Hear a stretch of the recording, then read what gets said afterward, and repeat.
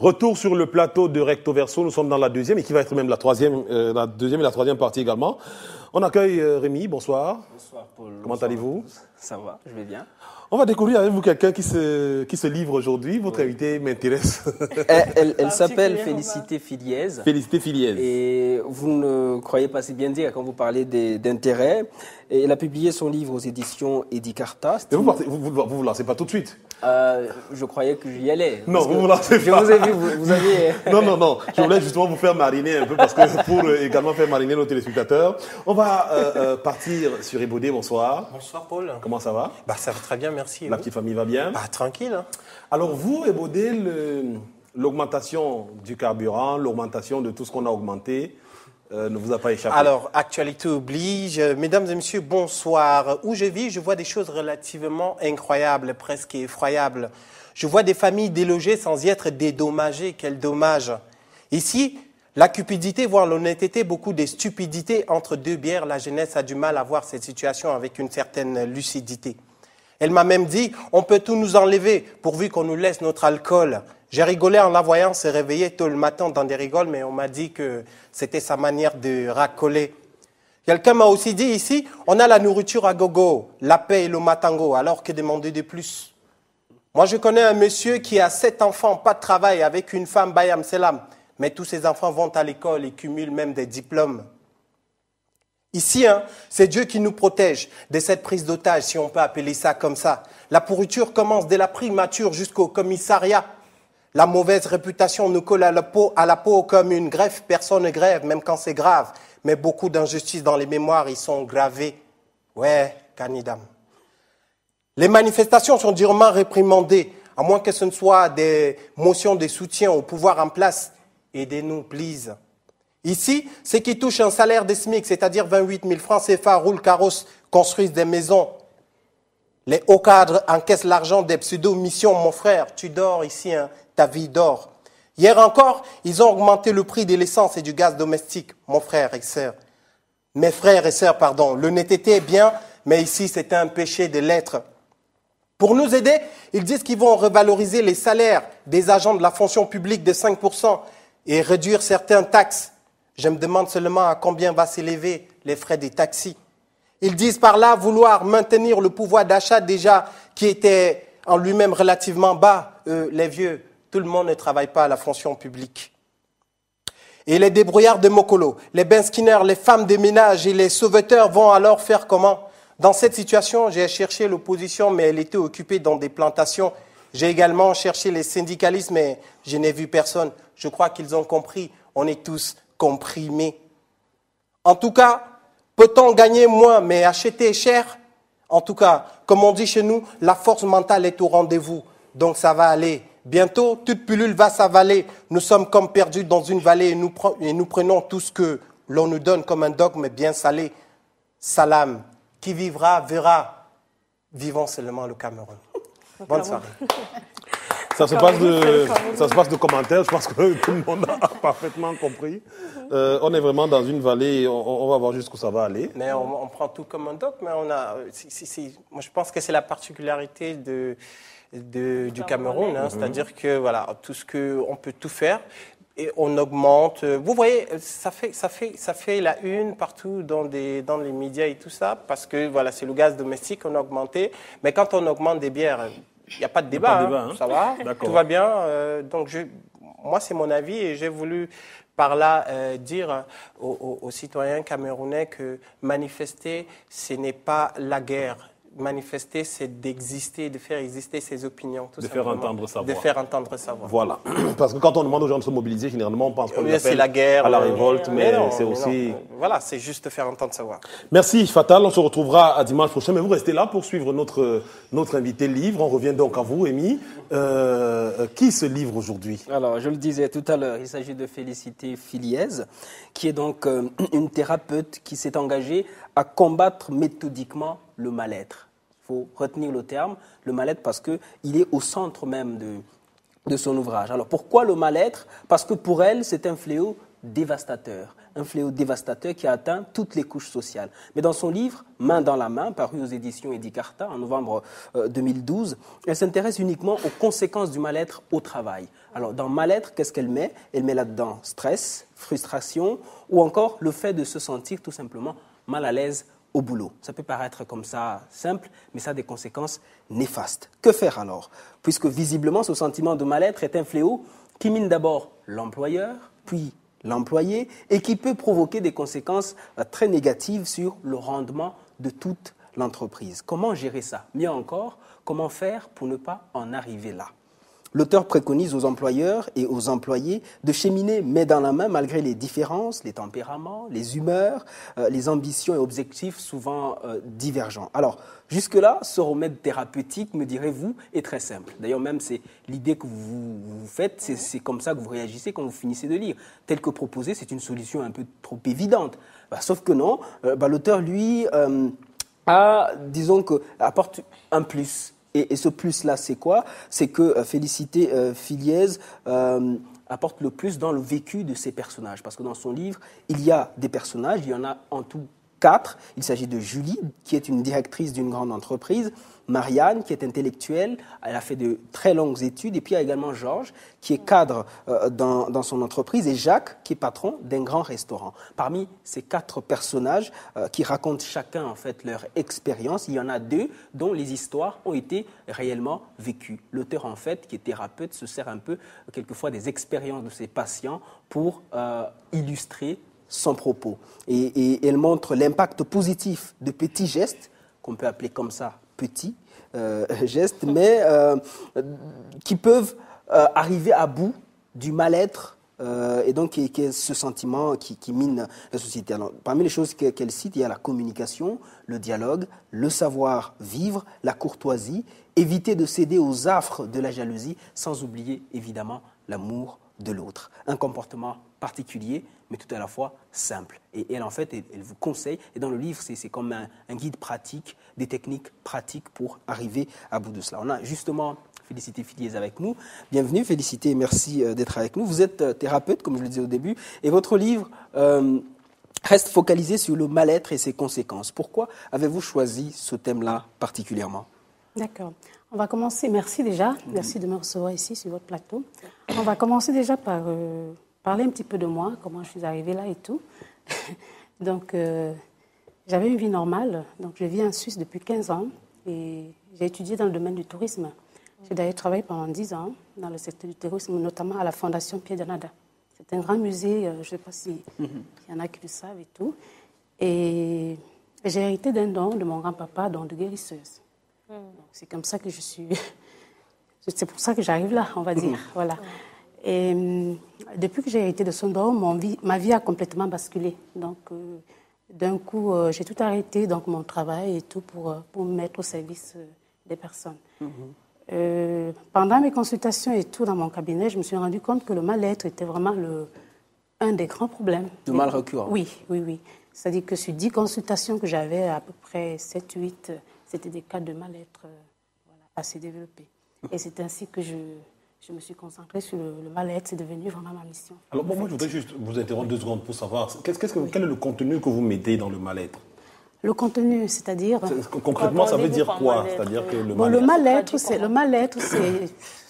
ça englobe beaucoup de choses.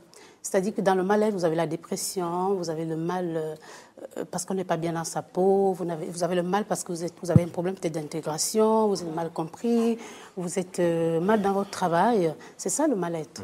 Le mal-être, c'est parce qu'on n'est pas bien en soi, c'est pas parce qu'on a de la fièvre, c'est pas parce qu'on est malade, mais c'est un mal qui n'a pas de mot, qui n'a pas de nom. C'est pas comme si vous aviez mal aux pieds, mal à la tête. C'est psychologique. Non, c'est psychologique, très bien, c'est psychologique. C'est un mal, voilà. On ne peut pas l'identifier, en fait. Vous y intéressez au point d'en faire un combat, parce que vous dites que c'est le combat d'une vie. Oui, c'est le combat d'une vie. C'est ma vie, désormais. C'est une mission, si vous voulez. Mission, certaines diront peut-être que c'est parce que, comme c'est ce que vous faites dans votre cabinet, vous avez un peu évalué et vous avez vous rendu compte que ça vous donnait peut-être plus de gains de soigner des patients qui souffrent de ce mal, et vous avez dit, pourquoi pas? Non, du tout. Au contraire, justement, au contraire, je dirais que je ne veux pas dire que je perds plus de temps, je dirais que ça m'apporte Quasiment rien, quoi. Je veux dire, si je me concentrais simplement à mon cabinet à faire mes consultations, je gagnerais 10 fois plus. Ça, c'est vraiment, c'est ce que je fais là concernant le mal-être, c'est vraiment, oui, c'est une mission. C'est-à-dire que j'ai pas voulu, oui. C'est-à-dire, j'ai pas voulu me concentrer dans mon cabinet à recevoir les gens dans les consultations simplement. J'ai voulu en fait partager, donner quelque chose, apporter quelque chose au monde par rapport à ce que j'avais reçu, et c'est-à-dire aider les gens plus en gros, et surtout pas rendre les gens dépendants. J'avais besoin de rendre les gens autonomes. C'est comme ça que j'ai commencé à écrire, c'est comme ça que j'ai commencé à organiser des conférences, tout ce que vous voyez là, tout ça, justement pour aider les gens à sortir du mal-être. Alors, ça s'appuie sur quoi, votre thérapie? Justement, Paul, parce que je vais en arriver. Vous parlez d'intérêt tout à l'heure. Je vous en prie.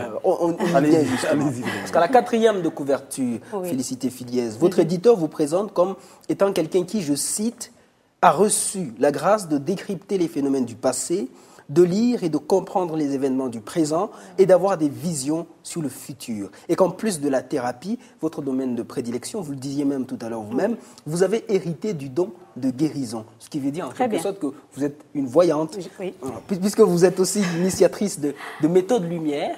Alors, c'est quoi? Et moi, je crois que c'est sur ça qu'est basé tout ça. Méthode lumière. Très bien, on va revenir dessus. Voilà, écoutez, moi, je suis de l'Ouest Cameroun, donc... je suis ce que vous appelez ici les Manici, pour ceux qui sont de l'Ouest Cameroun. Et mon cas est assez particulier parce que le Manici m'a pris justement pendant que j'habitais en Suisse. Alors, c'est quoi le Manici? C'est une sorte on va dire, des petits dieux, du moins d'humanisation de Dieu.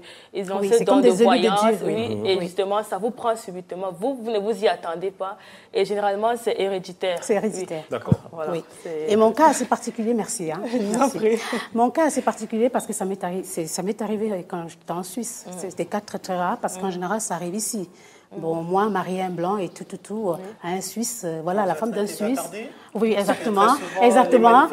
Oui, voilà. Alors, une dame qui vit en Suisse, qui a étudié en Suisse, qui a un brevet fédéral d'assistant en tourisme, qui travaille pendant 10 ans à la Fondation Canada, mariée à un Suisse qui vit en Suisse depuis 15 ans, qui d'un coup, voilà, le Manici la prend, qui devient presque, on va dire, entre guillemets, voilà, et qui se retrouve au Cameroun avec les rites, les rituels et tout, qui rentre encore en Suisse.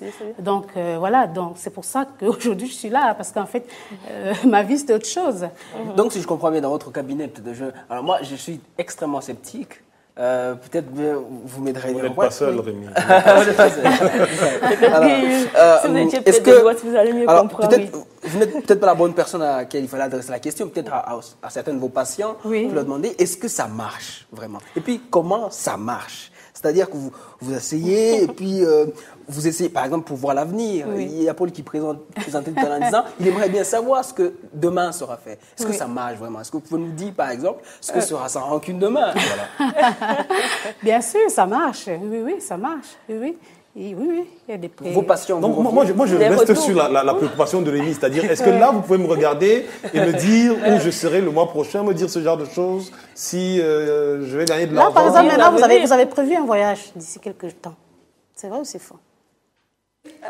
Difficile à dire en plus. C'est pas moi qui décide de mes voyages, généralement. Mais oui. Mais je ne veux pas, mais par contre, on n'est pas là pour ça. Hein. C'était juste pour voilà. Je dis que ça et puis c'est tout. Donc je ne veux pas rentrer. Voilà, on n'est pas là pour. Il approuve le monsieur.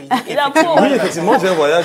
Voilà. Mais je ne vais pas rentrer là-dedans parce que c'est pas le but. Est-ce que par exemple, Paul va perdre 20 kilos dans... Non, là, on va rentrer dans. C'est mieux. À ce moment-là, c'est mieux que vous veniez vers moi pour un rendez-vous, pour une consultation. C'est mieux. Voilà. Parce que sinon, justement, si je commence à parler...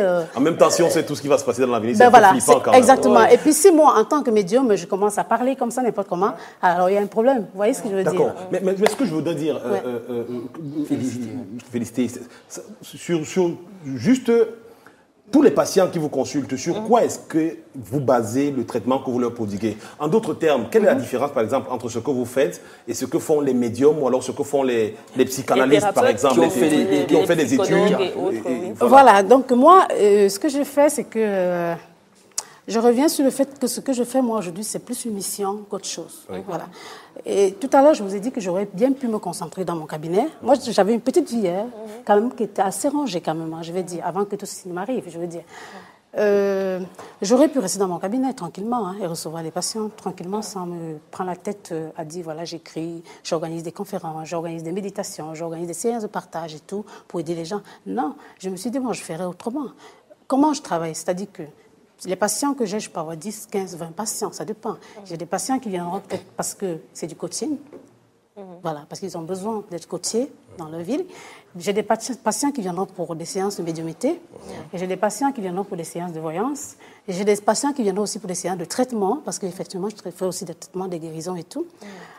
J'ai des patients qui viendront pour des conseils, voilà, pour des suivis, pour leur vie et tout. C'est assez large, quoi, si vous voulez. Maintenant, la différence entre moi et certains médiums, je ne peux pas faire, chacun a sa stratégie. Non, et des psychologues et psychanalystes. Ben justement, je fais un peu, voilà. Disons on va dire que moi j'ai pris ce que j'ai reçu moi, la version africaine, et que, étant donné que je vis dans une société qui n'est pas africaine, je l'ai développé d'une façon à ce que ça devienne, comment dire, un truc mix. Voilà. D'accord. Oui, oui, Fadal. Oui, petite préoccupation, parce qu'on sait que la question du bien-être, c'est une question assez difficile. Est-ce que vous ne cherchez pas à guérir chez les autres ce que vous avez manqué ou vous manquez en quelque sorte? Non, on ne va pas dire... Oui, je vous coupe pas. Non, on ne va pas dire ça. Ce n'est pas ce que je manque, mais simplement que les gens qui sont face à moi, je ne sais pas si vous avez, ici au Cameroun, je ne sais pas comment ça se passe, mais si vous vivez en Europe, vous verrez que vraiment le problème de mal-être, c'est un problème. Mais ici aussi, on le vit, je peux vous garantir. C'est un problème, mais je vous assure que si vous étiez dans mon cas, que vous aviez un cabinet et que vous recevez les gens, ouais, vous comprendrez pourquoi je mène cette logique. Oui, Rémi. Elle n'a pas publié uniquement main dans la main, employeur, employé, collègue. Félicité. Filiez est également auteur de plusieurs autres livres. Je tiens comme ça Violence entre jeunes, appel au secours en milieu scolaire occidental, un livre qui a été publié aux éditions Edilivre. Il y a également Les messages de ton destin, puis 31 lettres à maman. Autant de livres qui ont été écrits. Voilà. Et il y a cette brochure que je tiens dans ma main. C'est comme la clé de ton destin aussi. Il nous reste très peu de temps. Ensemble vers le mieux-être. Le livre et éventuellement votre contact, si les gens voudraient vous contacter. D'abord, le livre, on le trouve où? Main dans la main. Pour l'instant, il faut aller sur mon site et tout. D'accord. Voilà. Et c'est quoi le site? www.méthodelumière.ch. Méthode Lumière, www.méthodelumière.ch. Voilà. Et votre contact personnel, c'est le même? C'est le même. Ou alors tapez juste mon nom, Félicité Filiez, c'est-à-dire Félicité, F-E-L-I-C-I-E-T. Oui. T-E, voilà. Filiez, F-I-2-L-I-E-Z. D'accord. Et puis là, vous avez tout sur moi. Félicité Filiez. Vous avez mes contacts et tout ce qu'il faut. Bien, merci Rémi de nous avoir conduits dans les méandres du futur. juste pour savoir, pour sortir. Mon voyage dont on parlait là. Oui. Il va bien se passer ou pas? Très bien, voilà. Très bien. Pas de souci. Merci. Ok, je suis rassuré. On attend les retombées. Et vous allez passer à la caisse, monsieur? Avantage du métier. Merci infiniment, félicité. Vous êtes bon pour longtemps encore? Je rentre le 30. Rentrez le 30, oui. D'accord. Donc, il y a encore un peu de temps. Et en passant, si jamais, d'ici quelques temps, j'aimerais bien faire des conférences ici aussi. J'ai un livre qui va sortir. J'ai écrit sur les fibromes, les kystes et tout, un peu pour soutenir un peu les femmes et puis les guider un peu. Il sortira et d'ici là, je ferai des conférences aussi dessus. Alors, pour accompagner la sortie du livre et pour organiser les conférences, vous n'avez pas mieux que Rémi Savimana. Vous êtes la bonne personne. Parfait. Okay. Merci. Merci infiniment et on garde le contact. Moi, je viendrai vraiment chaque fois que j'ai un truc. Je vous le dis à l'antenne pour que tout le monde en profite. Merci. On marque juste le dernier arrêt de cette émission et on retrouve tout à l'heure la rubrique C'est sur le net avec notre invité net, Basile Goncha. À tout de suite.